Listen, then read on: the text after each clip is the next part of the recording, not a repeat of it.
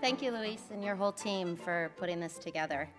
I'm honored to be here with Cory, who I consider to be one of the greatest writers of all time. Come on. And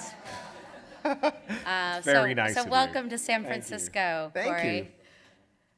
I think, like all great sci-fi writers, I think whether you realize it or not, you inspire many technologists to both visualize and build the future. And I think your fiction is particularly useful because it seems to be in the very near future, which is something I want to ask you a little bit more about. But you know, Cory doesn't only do fiction, he also writes about the current news that's going on every day. I think that's probably what makes his fiction so good. People like me depend on him to keep up on all the news events and what they mean to all of us every day.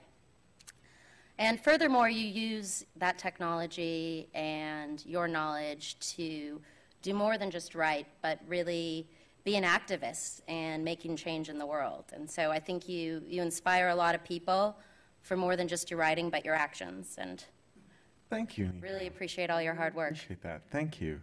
So how many in the room here have read Little Brother already?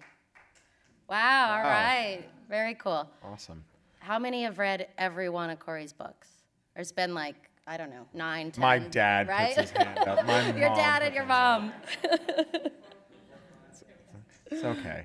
Since we're at a public library today, I thought we could talk about librarians for a minute. That's a group that I only really got to know because of you. Really, I didn't know much about them before. For instance, I didn't know that when you check out a book, afterwards your records of checking out that book are destroyed. Librarians, I think, yeah. I didn't really realize that as a hacker, I think librarians and hackers actually have a tremendous amount in common. They're both huge advocates of both privacy and human rights, both here and around the world. And I think that's something that was really eye-opening to me. And I think to receive an award from librarians and their friends is even more honorable than almost any other award that I could imagine receiving in the world. So I think it's thank you. really special. And you know, I know you've been talking a lot about librarians lately and what they've done, and I've got a lot of questions here for you tonight. And so I was wondering, how do we know that you're going to be truthful with these questions that we're asking you? I see where you're going with this. So there's a wonderful radical librarian named Jessamine West, who, after the Patriot Act came into effect, which provided for cops going to libraries and secretly demanding looks at their records to figure out who was checking out the terrorist books, so they would know which terrorist to arrest based on their terrorist reading. And librarians wouldn't be allowed to tell their patrons when the FBI started snooping on their records. And so Jessamine West came up with this great idea. She put a sign on the wall of her library that said, "The FBI has not been here yet. Watch for this sign to come down." So, you know, on the grounds that it's much harder to, in terms of sort of legal frameworks, it's one thing to say to people, you're not allowed to tell someone a secret. It's another thing to say to people that you're required to lie.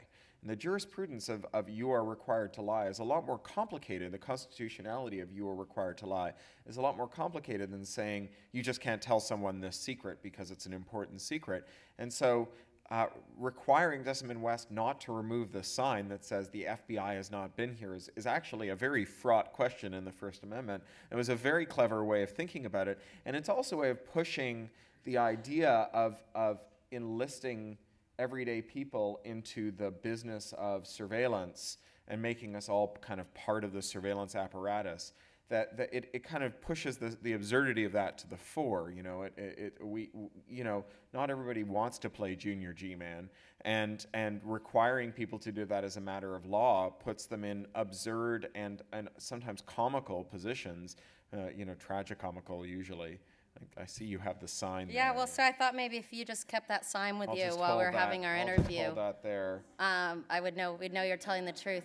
I added a little bit to the librarian one, which is I thought the NSA and DHS You Probably, left out the CIA and GCHQ and the whole Dot, alphabet dot, cell. dot, Although you know, most of them are on furlough, so they're unlikely to turn up. Well, I think I read in the New York Times, I think that they said that you were really good at delivering subversive content to youth. Mm-hmm. And,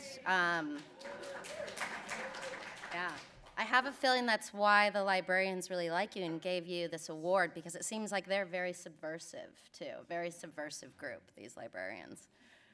Yeah, I think so. I mean, librarians, it's funny, you know, whenever I talk at a lot of library conferences, and one of the things I always say to them is that I think they underestimate the extent to which they have a great deal of moral authority.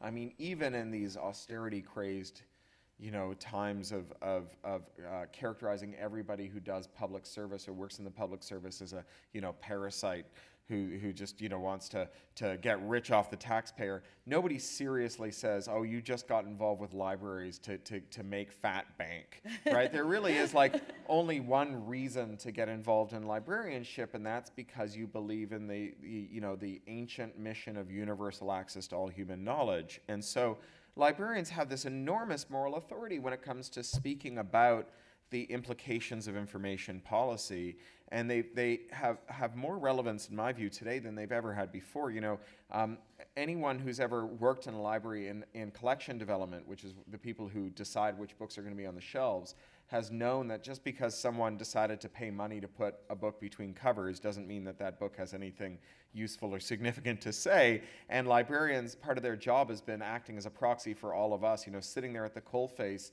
mining out the books that are worthy of our attention to add to the collections, so that when we go to them and say, help me answer an important question, they can point us to good resources for it.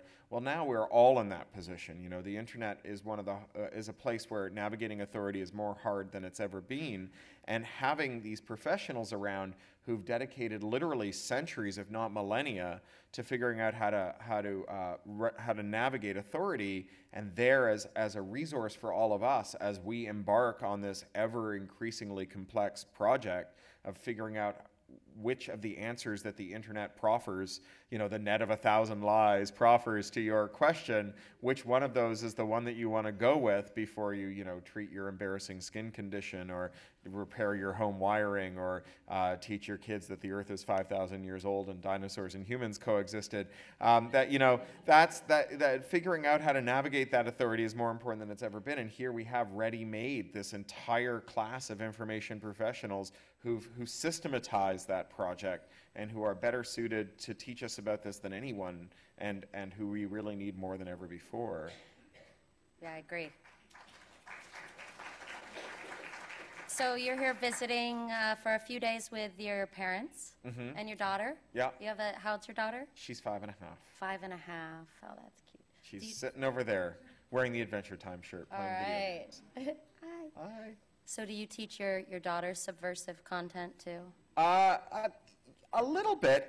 You know, I did spend a lot of time whenever we told stories about princesses and queens and kings, talking about why it was princesses and queens and kings didn't have an honest job, and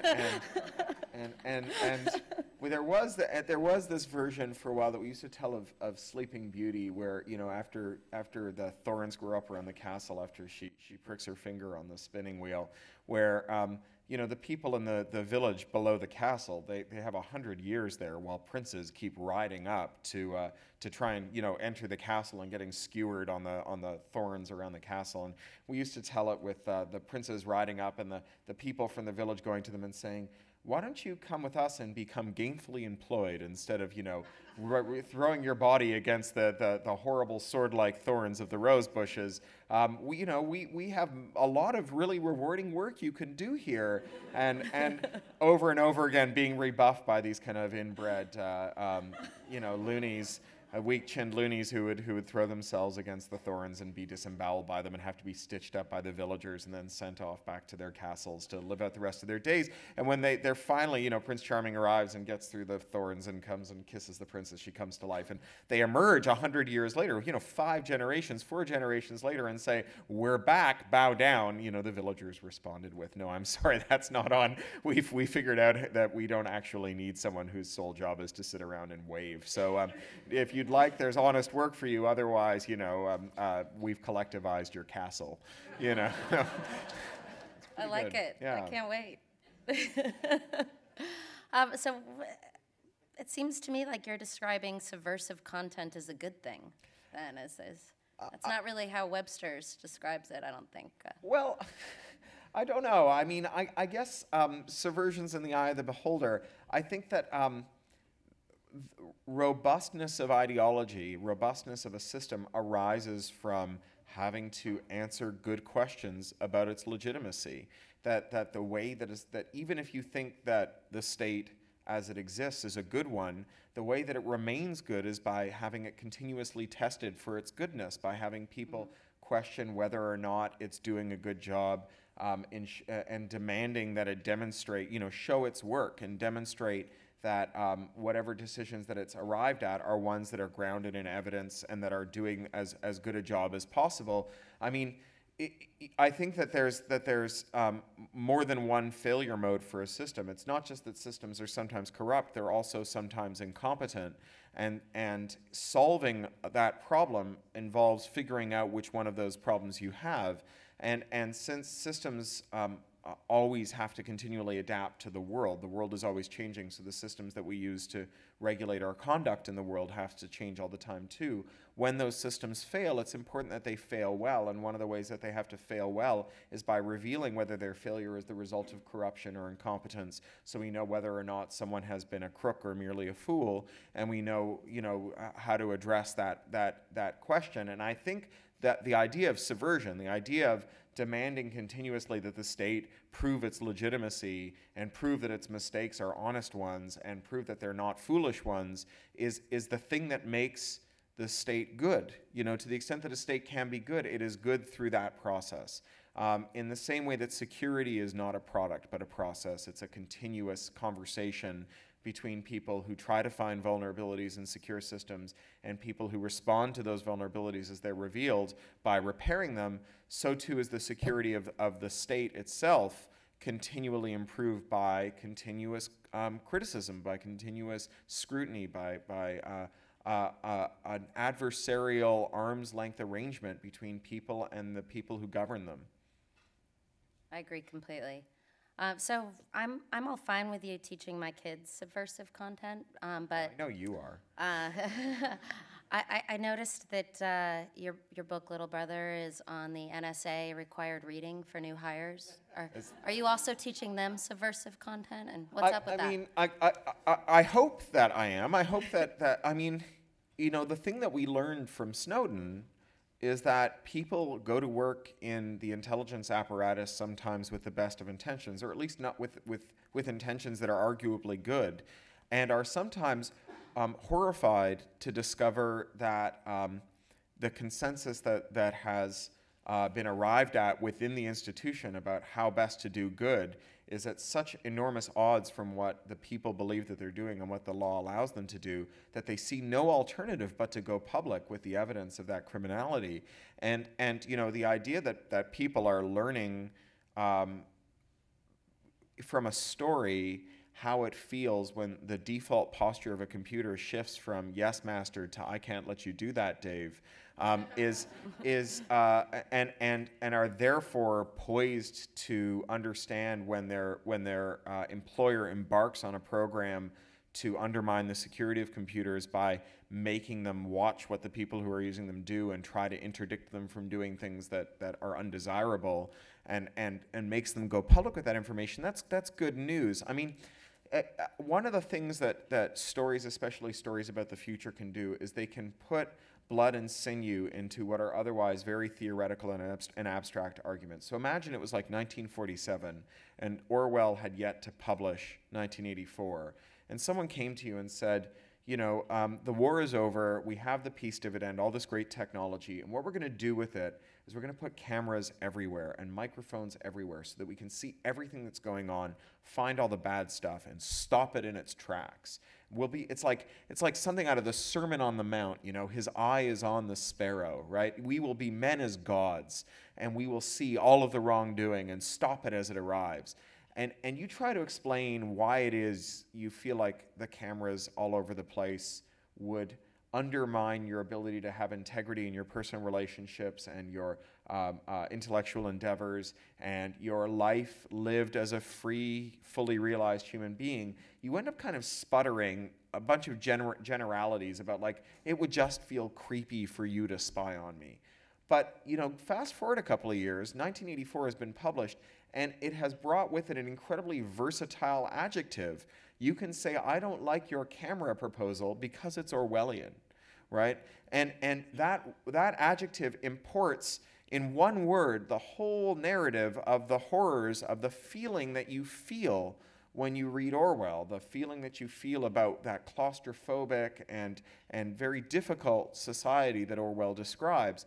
And so if there are people who go to work at the NSA who read a story in which having your computers turned against you and the internet turned against you makes you feel that you can't conduct your affairs, even those affairs that are totally legitimate and perfectly defensible and good, you can't conduct your affairs freely, then that's great, right? That's a good outcome. That is, I hope, at least spurring a debate internally there at the NSA.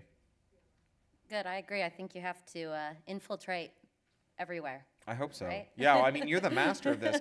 Nico runs, it's called Roots now, right? But it used to be called DEF CON Kids, which is hands down the best kids technology education program I've ever seen. 20,000 hackers descend on Vegas to, explain how to make defibrillators stop people's hearts from 30 feet away, and how to bump every lock ever made, and how air traffic control systems are inherently insecure, and so on. And off in a side room, all of the kids who come with their parents get to hang out and have all of the keynote speakers, from the head of the NSA to notorious and awesome hackers like Moxie Marlinspike, come and give them 1-on-20 workshops on how this stuff works and how to think critically about it. They get lock-picking workshops. They learn how to hack devices. Your daughter discovered a vulnerability in Apple's iPhone operating system when she was 9, and then disclosed that to Apple through a responsible disclosure program after a long internal debate about whether or not the kids should keep that secret and use it to improve their scores on networked video games and totally ace out their friends. I mean, what an amazing program. And you bring the NSA and the DoD and all the rest of them to those programs, although not this year, interestingly enough. Both you and the folks who founded DEF CON uninvited the DoD this year, which I think was both good and brave of you. Only for 1 year, because I think in general, the year before, you were our keynote along with General Alexander. And I think that balance and having both sides is really what we all need. We can't be afraid of the other side that we disagree with. Yeah, and it's always interesting to hear people from the NSA who are accustomed to a very tame press and very tame audiences address a bunch of freewheeling, anti-authoritarian, incredibly smart hackers who really understand crypto and really understand security, and who can distinguish between security and security theater, and are totally not shy about standing up and explaining to the general the difference. So that's pretty awesome.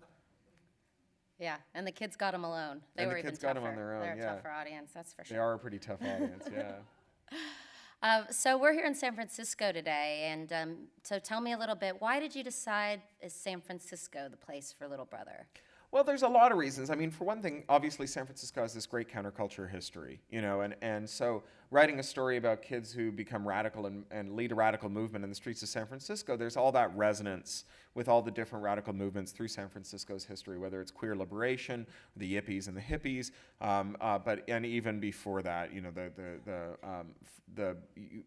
last year's one book, one city pick, the Solent's a paradise built in hell, talks about the kind of bohemian cultures that arose spontaneously out of the 1905 earthquake. So San Francisco has always been one of these kind of origin nodes for kind of groovy counterculture stuff. You know, they say when the continent was founded, they picked it up and shook it, and everything loose and flaky slid to the West Coast.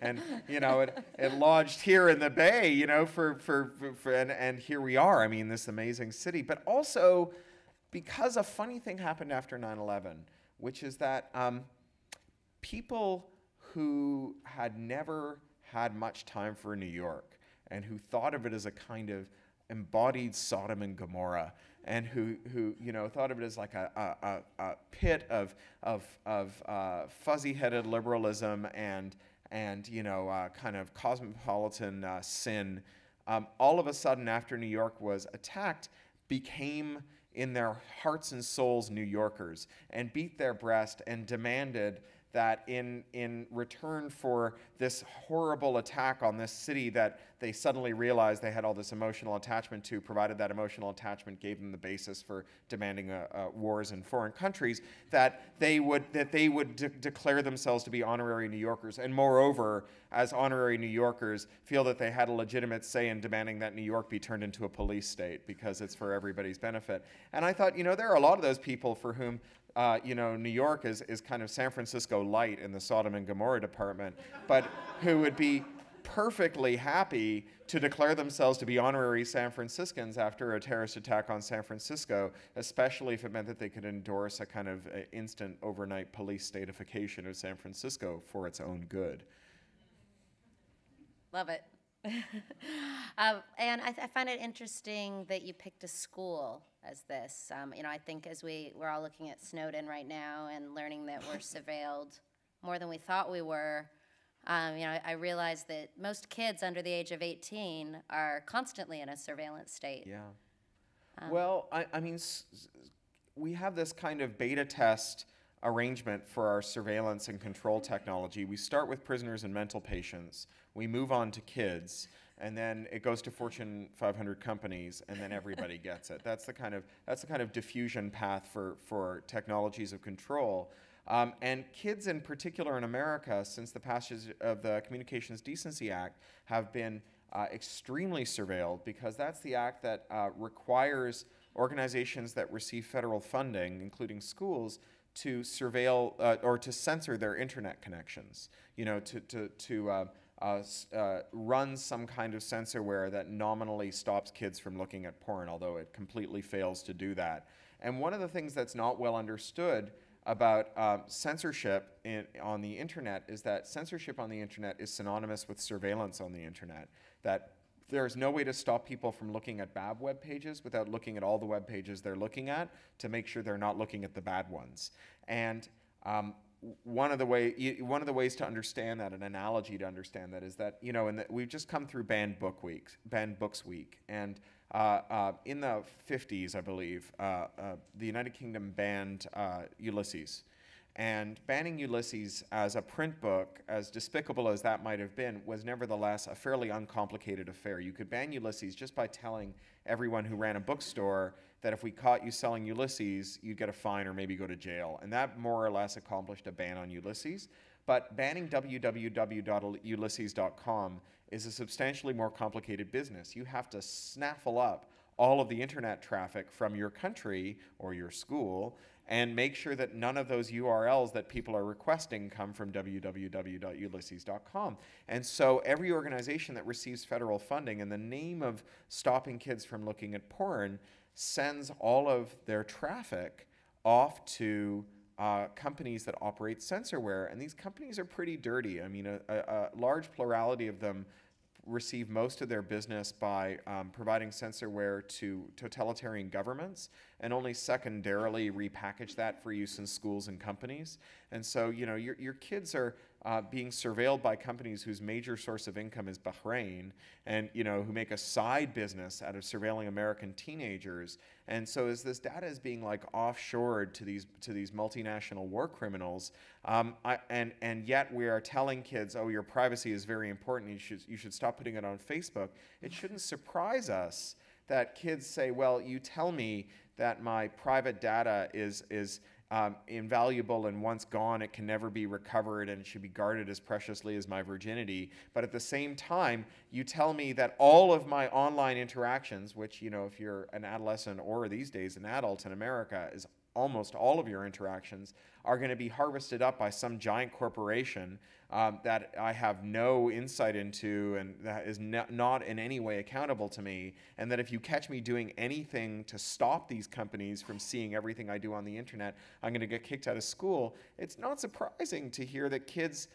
don't really take us seriously when we tell them that Facebook is not a great place to dump all the intimate details of your private life. I think Facebook really is not a good place to dump all the intimate details of your private life, but telling kids not to do that at the same time as you're surveilling everything they do as part of some failed adventure to stop them from looking at bad web pages is like telling them that they shouldn't smoke as you light a cigarette from the one that you're about to stub out in the ashtray. You know, actions speak louder than words.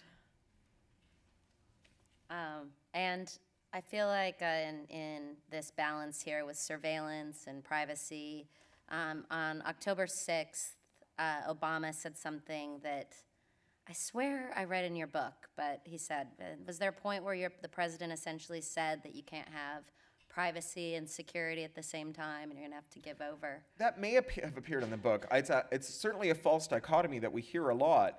And it's a false dichotomy predicated on the idea that somewhere out there is this abstract called security, and when you have it, you are secure. But security is something that you can only have in a context, right? I am secure from the government when they can't spy on me, and they are secure from me when they know everything I do. The thing that I want to be secure to do is to be private. And to say, well, I can't have privacy and security at the same time is to say that I can't have security at all. That security, if it doesn't incorporate the right to be left alone, the right to conduct your affairs and go about your business, and I think this is a really underappreciated element of this, but to make mistakes, right? The way to double your success rate is to triple your failure rate. And the way to triple your failure rate is to make the cost of failure cheaper. And when everything that you do is surveilled all the time, when every idea, no matter how half-formed, is immediately seen by someone else, it's like if you've ever watched a kid learning how to master a skill and they catch you looking at them. They catch you looking at them as they're trying to form their letters or trying to learn how to play an instrument or learn how to draw something. And the self-consciousness of knowing that you're watching them stops them from being able to freely make the mistakes that allow them to learn to do it better. That's kind of a microcosm of a process that we go through all of our lives as we progress as human beings. Do you consider privacy and private correspondence a basic human right? Yeah, I think so. I think that, and not only that, I think, you know, more interestingly and maybe even miraculously, private correspondence appears to be woven into the fabric of the universe. That, you know, it is easier to keep a secret than it is to break a secret. That the mathematics of making a message secret scale linearly. Your message gets more secret with a linear increase in effort, but breaking that secrecy is exponentially harder. And so if you want to make a secret that's so strong that all of the computers now made or yet to be made, laboring in concert from now until the heat death of the universe, can't possibly brute force it, we can do that with a modest computer today, provided that we can trust that computer, provided that that computer is honestly implemented, provided that the code hasn't been backdoored by spies, provided that it was implemented well. So, you know, those two failure modes again, foolishness or corruption, you know, provided that our code is free from both of those, we can make secrets that we can share with other people without third people being able to interpose themselves in it, assuming we live in a democracy where no one hits you with a rubber hose until you tell them what your password is. And so that's an amazing thing. And it tells you not only that it's a human right, but it is in some sense inevitable if we get the technology right. It's something we get for free if our technology has that yes master and not that I can't let you do that Dave posture. But won't that kind of privacy enable the four horsemen that you talk about to take over the world? Pirates, the mafia, child pornographers, and terrorists, the four horsemen of the infocalypse. Yeah. There is a funny moment that we're in the history of regulating technology, and it's the moment at which things that become both general purpose and complicated. So we've had general purpose machines for a long time. You know, the Greeks had the simple machines, the pulley, the wheel, the lever. And we always understood that those machines were general purpose and that there was no way to stop them from being used in bad things, right? Like, no one ever said, every car has got four wheels on it, and including the cars that bank robbers drive away from bank heists, let's make a bank robber-proof wheel. Because we understood that like such an adventure would be doomed from the start, and that to even attempt it would do like substantial violence to the underlying utility of wheels that we all rely on every day, right? But if you said, well, like the car, we can see that people who talk on phones, even hands-free phones in cars, get into accidents. And so I want a rule that says you're not allowed to put a hands-free phone in a car.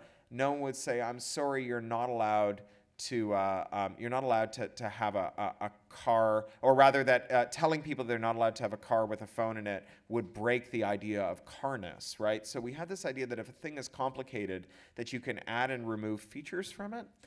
But a computer sits at this weird nexus of being general purpose and complicated. And the intuition that people have about computers, especially lawmakers, is that we can solve a problem with a computer by removing some of its general purposeness. You know, we think of a computer that has Excel running on it as a computer that has the spreadsheet feature, and therefore we can remove the spreadsheet feature by telling people they're not allowed to run Excel on their computers. But as a practical matter, designing a computer that can run every program except for the one that you don't like is impossible. And the only way we can approach it is by just putting spyware on the computer, have some hidden program that watches what you're doing and tries to stop you from doing the thing that someone has decided you shouldn't do.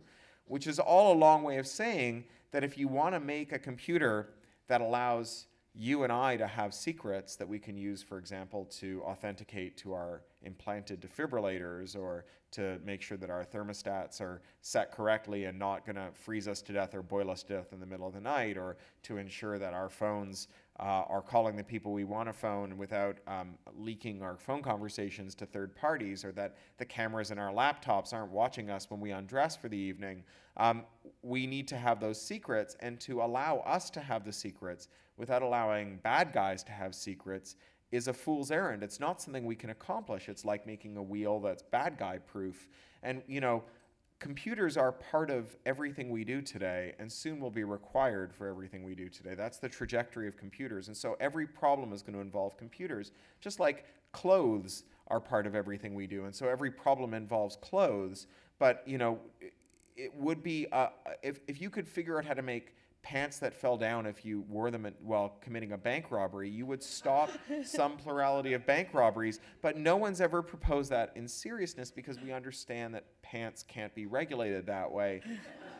Marcus in the book, he discovers the moment when his laptop was tapped, that the world had changed forever. Did you have one of those moments?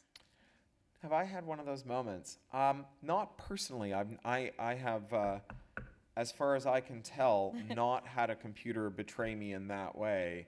But I've had the fear of it happening. I've had times when I worried that it had happened. I mean, certainly I've gotten infected with viruses, but it was in the old days when all viruses did were, you know, randomly delete your files or try to copy themselves to other computers. I mean, today we live in the era of the rat, the remote access Trojan. And, you know, last week the FBI arrested this creep who had tricked Miss Teen USA into installing a remote access Trojan on her computer that he'd used to take nude pictures of her that he threatened to release unless she performed live sex acts on camera for him. Ratting is a widespread practice today, and it's not just practiced by, you know, weird internet perverts. The German government got caught ratting computers, illegally ratting computers of dissidents. The Chaos Computer Club caught them installing this piece of software they called the Bundestrojan, or the state's Trojan, on the computers of dissidents. And it turned out that this rat was not only this thing that allowed people to watch through the cameras, but it was also so badly written that other people could also write their own logins to it, could also break into it and watch people. So you could go to a Starbucks and just monitor the network for other people who were hanging out there who had been infected by the government. And if you found someone, you could sort of worm your way into their computer and thereafter also look through their camera, listen through their microphone, plunder their keystrokes, look through their files on their hard drive, capture their screens, and so on. And you know, we've seen school administrators caught doing this to their students. A lot of schools hand out laptops to their students, and they put laptop recovery software on the computers, which is just a rat, and they use that to spy on their students. There was a school district, Lower Merion, Pennsylvania, that had to settle with a student that they'd photographed more than 6,000 times because they thought he might be a discipline problem, and so they wanted to prove it, and they decided to prove it by photographing him asleep and awake and dressed and undressed, and you know, in the company of his minor siblings and so on. And then, you know, just last year, the Federal Trade Commission settled with 7 companies that did rent-to-own laptops, and an 8th company, Designerware, that provided laptop recovery software, just a rat. To those companies, and they stipulated in their settlement with the FTC, they admitted that they had been secretly video recording their customers having sex, that they had secretly audio recorded their private conversations, they captured video of their children in the nude, they had intercepted their banking logins, their logins for their hospital websites and doctors' websites, their confidential medical and legal information, they plundered their hard drives for interesting files to pass around the office, they'd done all of this stuff, and the FTC, they didn't even fine them, and they said, you're no longer allowed to do this unless you put it in the fine print, unless somewhere in the user agreement you say, you know, if by renting this laptop you agree that we're allowed to watch you.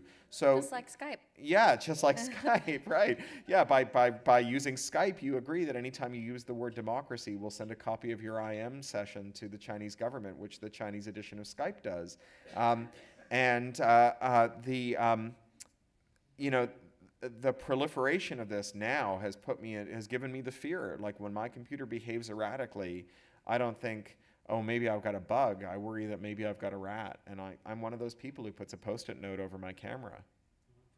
Yeah, me too. I use masking tape. Yeah, High-tech. that's better. Yeah. You mentioned dissidents, and I think maybe there could be an alternative title for your book, which might be How to Bring Down Your Government and Enjoy Doing It. Was this meant to be a how-to guide for You know what it was meant to be? It was meant to be a how-to guide for figuring out how to use computers to take liberty instead of having it taken away from you. And, you know, when I was younger, forbidden knowledge was something that we trafficked in. You know, it was someone in my peer group met someone who met someone who met someone who knew that if you unscrewed the handset from the speaker piece from a payphone and shorted the 2 contacts on the back, you get a dial tone, you could make a free phone call. And that information spread like wildfire. It was part of our social capital in our group, and that was pretty amazing in those days. But these days, the forbidden knowledge is very easy to lay hands on. The facts are cheap. The price of a fact has crashed to 0. But knowing which facts to find has become more expensive than ever because all of the facts are at your fingertips. You know, there's this John Ciardi poem that the old crow is getting slow, the young crow is not. The one thing the old crow knows is where to go, right? And by having a book that was effectively a bunch of keywords you could type into your favorite search engine and scenarios that described what you might find on the other end of those search queries, what I hoped is that rather than providing a collection of facts that would stale date very quickly, instead I would provide concepts that people could use to seize the means of information for themselves, to go and figure out how to make their computers dance to their own tune. So in reading your book, and I think all the people you hang out with and stuff that you read on a daily basis, you've probably got some good tips for the audience on what they can do to help protect their privacy. It all seems a little daunting right now, especially with Snowden. Yeah. Yeah, I mean, it's true. You know, I toured the sequel to Homeland in February, or to Little Brother in February. It's called Homeland. And the first stop of the tour was at the Seattle Public Library, that awesome, crazy, funky building in Seattle. And I gave this talk, and I talked about rats and Trojans and Lower Merion School District and so on. And at the end of it, this woman in the audience put her hand up, and she said, "You've scared the pants off of me. I don't know what to do. I don't know how to secure all my devices. And I said, you know, like, I don't know how to secure all my devices either. I'm a former systems administrator, and I'm barely qualified to configure a Wi-Fi router these days. I don't know how to secure all my systems, and even if I did, I live in a world full of systems that other people are in charge of too. And so the fact that I can make my systems secure is not in and of itself sufficient. You can do things to make yourself more secure. You can run free open operating systems like those derived from GNU Linux, like Ubuntu. You can replace the operating system that comes on your phone with a more secure one. I like CyanogenMod, which is a replacement for Android. It's CYANOGEN mod, CyanogenMod. Everything is great about it except for its name. And it gives you a bunch of features that Google doesn't give you out of the box, and also is fully open, and so it's open to scrutiny, and so if there are any backdoors in it, they're likely to come to light faster than they would if they were in the somewhat proprietary Android operating system. So you can take these steps. You can learn to use GPG to protect your email. You have Wickr, your secure messaging protocol that I think is a very good way to protect your privacy as well. But ultimately, if I came to you and I said, our water treatment project is not up to snuff, you would not say, my goodness, how do I operate my own water filtration facility and master epidemiology and microbiology in order to make sure that the water that I drink is safe? You would say, how do I make sure that the country that I live in thinks about water with sufficient gravitas and takes it seriously enough that they make sure that the water is safe? We have laws in the books, like the Digital Millennium Copyright Act, that says that it's illegal to discuss vulnerabilities in computers if, in so doing, you will make it easier to pirate movies and music, right? Let people listen to music the wrong way. And what that effectively means is that if you discover a problem with a computer that makes its owner vulnerable, and that problem, revealing that problem might make it easy to save a movie to your hard drive after it's been streamed to you, you have to think twice and maybe 3 times before you tell anyone about it. And that's a bad idea. And we know that in the past, major security vulnerabilities have been delayed in coming to light, but sometimes by months, because the researchers who discovered them were afraid that they would fall afoul of this law. One case, 2005, Sony BMG's rootkit on their audio CDs ended up infecting an estimated 300,000 US government and military networks before it was disclosed, because the researchers who discovered it were afraid that if they told people about it, that they would be busted for violating the DMCA. But it's not just the DMCA. We have governments now, including this government, trafficking in vulnerabilities in computers. So we talked about how your daughter discovered a vulnerability in the iPhone, and she disclosed it to Apple, and she did it through a procedure called responsible disclosure, which effectively is like lighting a fuse on the disclosure. You say to Apple, we're going to tell you about this vulnerability, you have so many days to fix it, and after that period, we're going to tell everyone about it. And so that way they're incentivized to fix it. That's how we've done it for years and years and years. It's how our security has gotten better. But now governments are really interested in buying vulnerabilities. Instead of having these vulnerabilities disclosed to manufacturers so they can be fixed, governments, including this one, have set up marketplaces where they buy these vulnerabilities in order to make these Tom Clancy-style cyber weapons like Stuxnet, and that they think they can use to, fight these weird spook-on-spook wars with foreign powers. And by having vulnerabilities, instead of them being disclosed, having the most lucrative thing to do with a vulnerability being to sell it to a government that weaponizes it, even if you never fall afoul of the weapon, you may fall afoul of the vulnerability because some bad guy might also discover the vulnerability and use it to attack you. And so again, if governments discovered problems with the water supply, we would expect them to fix the water supply, not figure out how they could use that to give tummy aches to all the bad guys, right? We understand that we all drink from the same water supply. There is only one internet, and we are all connected to it. And undermining its security is bad for everything we do on it, which increasingly is everything. So if you want to make yourself secure, by all means, figure out how to make your computer better, but also figure out how to make your country better. Groups like the Electronic Frontier Foundation, the Free Software Foundation, and so on, the ACLU, all the groups that have worked on this stuff, Fight for the Future, Demand Progress, all the groups that have worked on keeping the internet open and free, public knowledge. Actually, the list is so long and I go and I list a whole ton of them at the back of Little Brother and the back of Homeland, that it's actually quite heartening, because when I started thinking about this stuff, that list was depressingly short. The number of organizations that made it their business to tackle these issues was very small, and now there's this whole alphabet soup of organizations that really care about this stuff and are attacking the problem from every angle, including librarians. The ALA's Office of Intellectual Freedom is brilliant on this stuff. And so, yes, join EFF, get involved with Creative Commons, get involved with the Free Software Foundation. If you go to school, start a local chapter of Students for Free Culture. Do all of these things that put pressure on your government and pressure on regulators to make computers more secure and to make them enhance freedom instead of taking it away, because we can't all individually solve these problems. These are problems that we have to solve as a society. I agree completely. Thank you.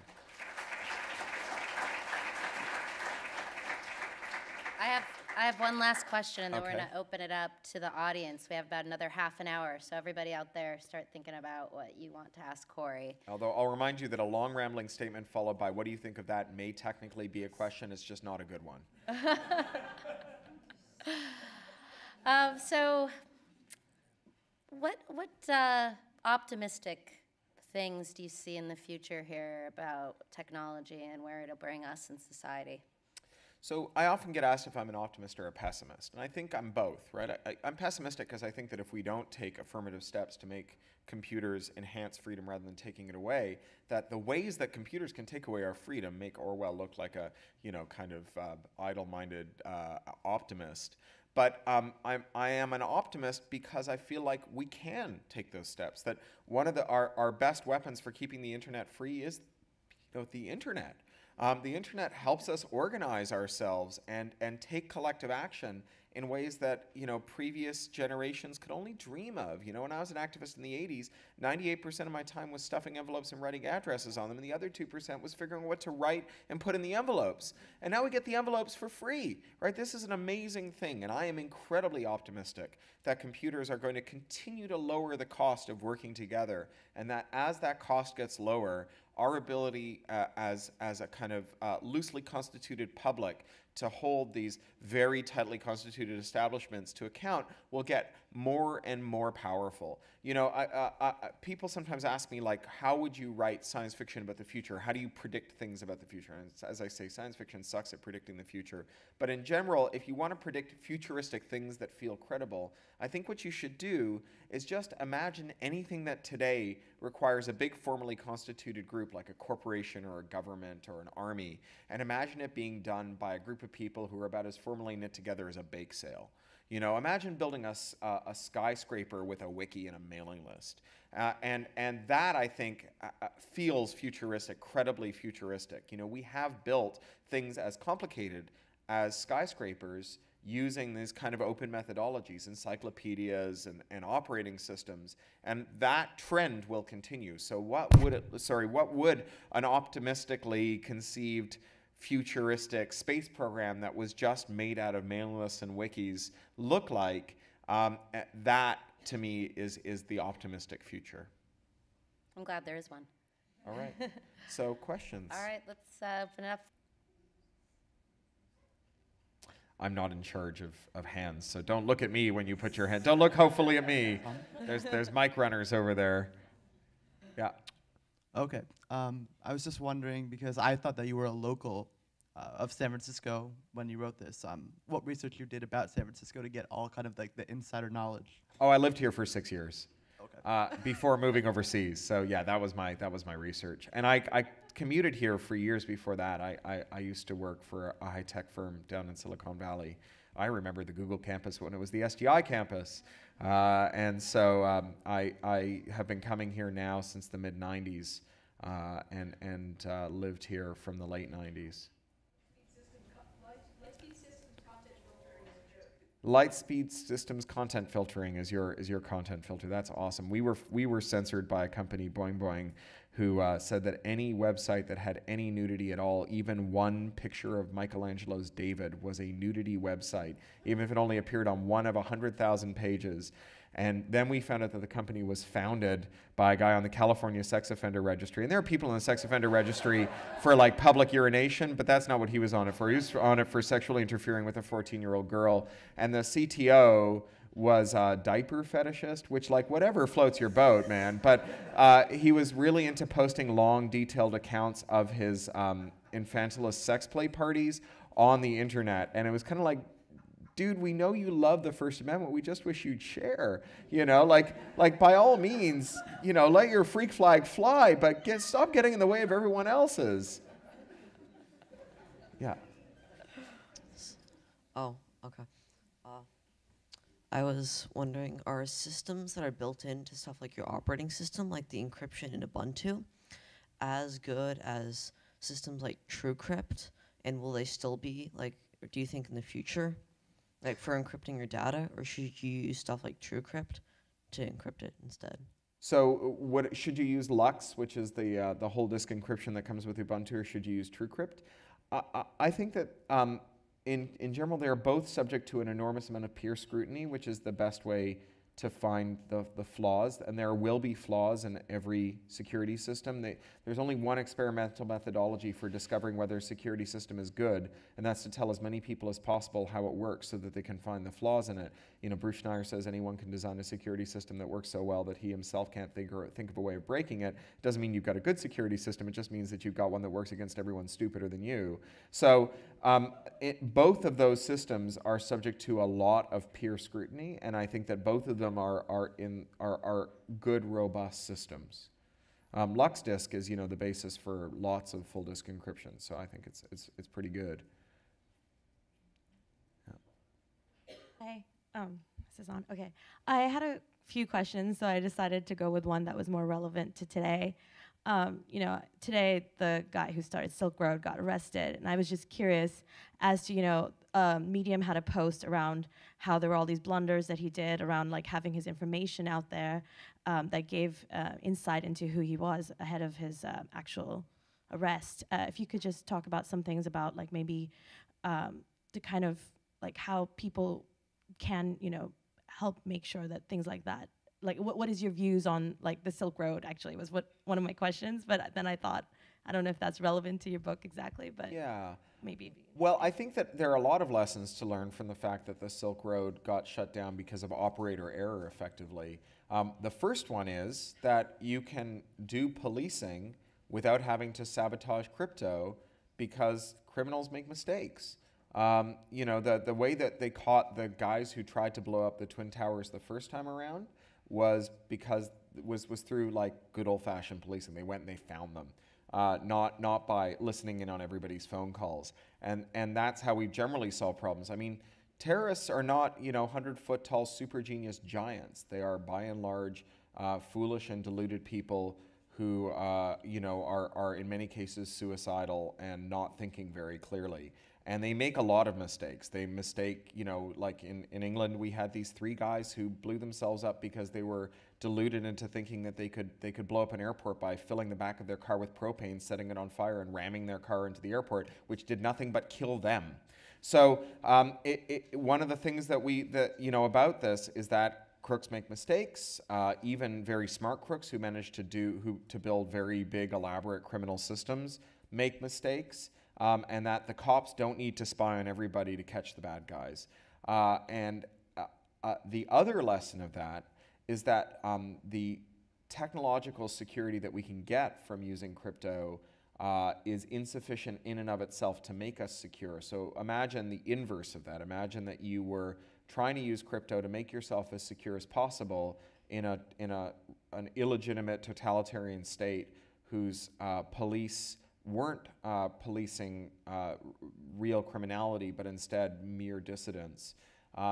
Could we use technology itself as the bulwark of staying free?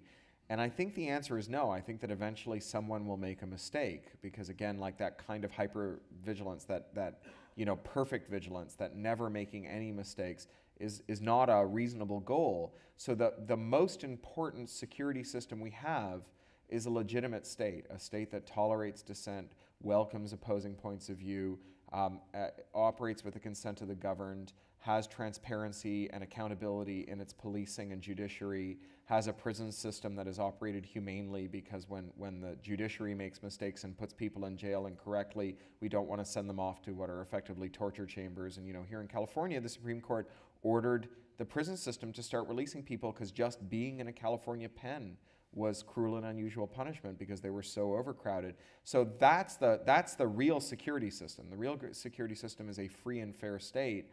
And the layer that we build on top of it, the freedom layer on the internet, the crypto layer, is just the first line of defense. But we need defense in depth. And the defense in depth comes out of having fair societies.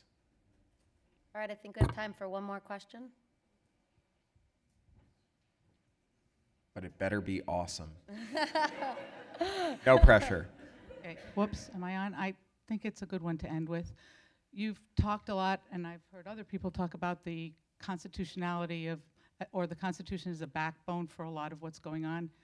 Do you see the Constitution as it stands as sufficient to take us forward when the world we're going into is so very, very different from anything that could have possibly been envisioned at the beginning?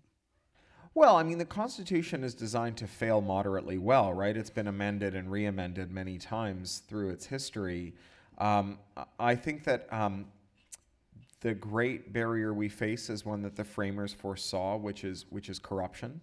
Larry Lessig has written a lot recently about what the framers meant by corruption, and the idea that Congress being beholden to funders instead of to constituents is a major source of corruption. I think, the problem economists have discussed for a long time of externalities is really a problem of the fact that people who benefit from corruption tend to have very concentrated interests, right? If I pollute the water by not treating my industrial waste, that profit goes straight into my pocket, and I can use some of it to make sure that I don't get prosecuted for polluting the water and keeping environmental regulations lax. Whereas all of the people who get sick from my polluted water are diffused, and it's hard for them to all club together and form an organization that lobbies as hard as I do for clean water, as hard as I'm lobbying for the right to make water dirty. But, one of the amazing things we've seen from the rise of crowdfunding and things like Kickstarter is that it's increasingly possible to focus the interests of people who have had no way to focus their interests and maybe address some of that. So I've got a column coming out in Locus where I talk about a thought experiment for solving patent trolls, where people who've been approached to pay a patent troll pledge publicly, I will, instead of paying this patent troll, pay to fight the patent troll if 100 other people also who've been approached by the patent troll agree to do it with me. It's the Magnificent Seven business model. 1 year you don't pay the bandits, instead you pay the mercenaries, right? And it has that collective action problem where if a few people decide to pay off the bandits, they don't burn those people's fields, they just burn everybody else's fields, and meanwhile they can't raise enough money to pay the mercenaries and everybody's stuff. But if you could build something like a Kickstarter that solved that collective action problem, suddenly the corruption doesn't become irrelevant, but there's at least a much stronger check against it than we've ever had before. There's this ability to fight back by concentrating the interests of the victims of corruption and not just the beneficiaries of it. All right, thanks, Cory. Everyone. Thank you, Nico. Thank you both so much, Cory, and thank you, ladies and gentlemen, for a wonderful evening. His books will be available in the back of the room, and let's give him one more great round of applause. Thank you. Good evening.